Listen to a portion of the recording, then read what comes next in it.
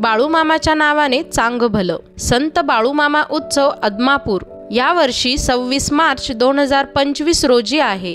त्या निमित्ताने आपण संत बाळूमामांविषयीची माहिती या व्हिडिओमध्ये बघणार आहोत। बाळूमामा हे भारतीय धनगर समुदायातील एक गूढ संत योगी होते आणि लोक त्यांना शिवाचा अवतार मानत होते। संत बाळूमामा यांचा जन्म 3 ऑक्टोबर 1892 मध्ये कर्नाटकातील बेळगाव जिल्ह्यातील चिक्कोडी तालुक्यातील अक्कोल नावाच्या गावात झाला होता। त्यांचे वडील मायप्पा हे मेंढपाळ करत होते व त्यांच्या आईचे नाव सुंदरा होते। या सात्विक धनगर जोडप्याच्या पोटी बाळूमामांचा जन्म झाला।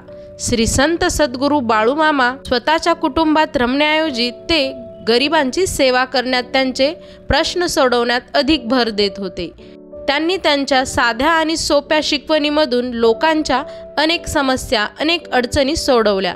सर्व जातींचे, सर्व समाजाचे लोक त्यांच्याकडे अडचणी घेऊन येत होते।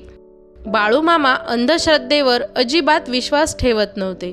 ते नेहमी शाकाहारी शुद्ध आचरण करत असत। गारगोटीचे मुळे महाराज हे त्यांचे गुरु होते। ते लोकांना ठामपणे सांगत असत की ज्ञान हेच जीवन आहे आणि अज्ञान हेच मृत्यू आहे। जरी त्यांचा जन्म मेंढपाळ कुटुंबात झाला तरी त्यांनी सर्वांसाठी काम केले। असामान्य विभूती असूनही बाळूमामा अगदी साधे राहत होते।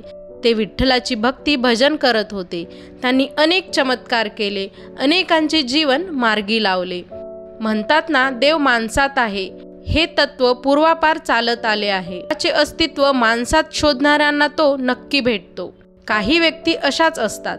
त्यांपैकीच एक कोल्हापूर जिल्ह्यातील संत बाळूमामा, जे धनगर समाजात जन्मलेले पण सर्व जाती धर्माचे संत म्हणून ओळखले जातात। अखंड नामस्मरण आणि रामकृष्ण हरीचा जप हा साधा सोपा मूलमंत्र प्रत्येक सश्रद्ध मनामध्ये रुजविणारे संत श्रेष्ठ बाळूमामा यांनी वयाच्या 74व्या वर्षी 4 ऑक्टोबर 1966 रोजी आदमापूर येथे समाधी घेतली। जय बाळूमामा। अशाच नवनवीन माहितींसाठी चॅनलला नक्की लाईक, शेअर आणि सबस्क्राईब करा। धन्यवाद।